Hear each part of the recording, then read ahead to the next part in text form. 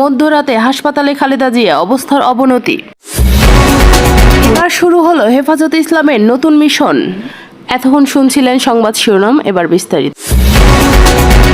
শারীরিক অবস্থার অবনতি হয় বিএনপি চেয়ারপারসন বেগম খালেদা জিয়াকে হাসপাতালে নেওয়া হয়েছে। শুক্রবার দিবাগত রাত 3টার দিকে তাকে রাজধানীর এভারকেয়ার হাসপাতালে নেওয়া হয়। বিষয়টি নিশ্চিত করেন খালেদা জিয়ার ব্যক্তিগত চিকিৎসক অধ্যাপক doctor AZM Nahid Hossain. BNP media সেলের সদস্য সাইরুল কবির খান বলেন, চিকিৎসকদের পরামর্শক্রমে ম্যাডামকে দ্রুত হাসপাতালে ভর্তি করা হয়েছে। তাকে ক্রিটিক্যাল কেয়ার ইউনিট CCUতে ভর্তি করা হয়েছে। এর আগে গত 1 মে স্বাস্থ্য পরীক্ষার জন্য এভারকেয়ার হাসপাতালে যান খালেদা জিয়া। সে সময় তার চিকিৎসা নিয়োজিত বোর্ডের পরামর্শে তাকে হাসপাতালে ভর্তি করা হয়। একদিন পর 2 মে মেডিকেল বোর্ডের সিদ্ধান্ত পরিপ্রেক্ষিতে কিছু পরীক্ষা নিরীক্ষা শেষে হাসপাতাল থেকে নিজ বাসায় ফেরেন তিনি। Khaleda Zia liver cirrhosis, arthritis, diabetes, kidney, ফুসফুস, হার্ট ও চোখের সমস্যা সহ নানা রোগে ভুগছেন। বিশেষজ্ঞ চিকিৎসক অধ্যাপক শাহাবুদ্দিন তালুকদারের নেতৃত্বে 19 সদস্যের একটি মেডিকেল বোর্ডে খালেদা জিয়ার চিকিৎসার কার্যক্রম সার্বক্ষণিক তদারকি করা হচ্ছে।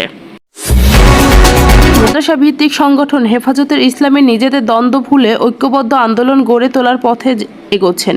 সরকারের উপর চাপ সৃষ্টি করে বিভিন্ন সময়ে দায়ের হওয়া 203টি মামলা প্রত্যাহার চায় সংগঠনটি।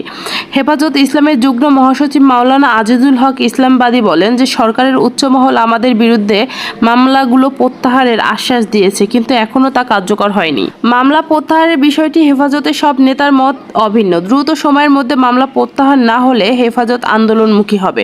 হেফাজত ইসলামের আমির আল্লামা মহিবুল্লাহ বাবুনগরী 3 জুন ফটিকছড়ির বাবুনগর মাদ্রাসায় কারামুক্ত নেতা কর্মীদের সংবর্ধনা অনুষ্ঠানে আয়োজন করেন।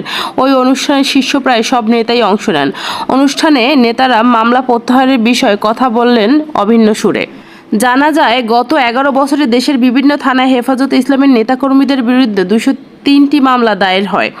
2013 সালে 5 মে ঢাকা অবরোধ কেন্দ্র করে সারা দেশে হামলা, ভাঙচুর, অগ্নিসংযোগের অভিযোগে 51টি মামলা দেওয়া হয়। এছাড়া এর মধ্যে 2টি মামলা চূড়ান্ত প্রতিবেদনও দেওয়া হয়। বাকিগুলো তদন্ত 11 বছরও শেষ হয়নি। এছাড়া 2021 সালের 26শে মার্চ রাজধানী বাইতুল মোকাররম জাতীয় মসজিদ এলাকায় বিক্ষোভ কেন্দ্র করে আওয়ামী লীগ ও পুলিশের সঙ্গে দফায় দফায় হেফাজত নেতাকর্মীদের সংঘর্ষ হয়।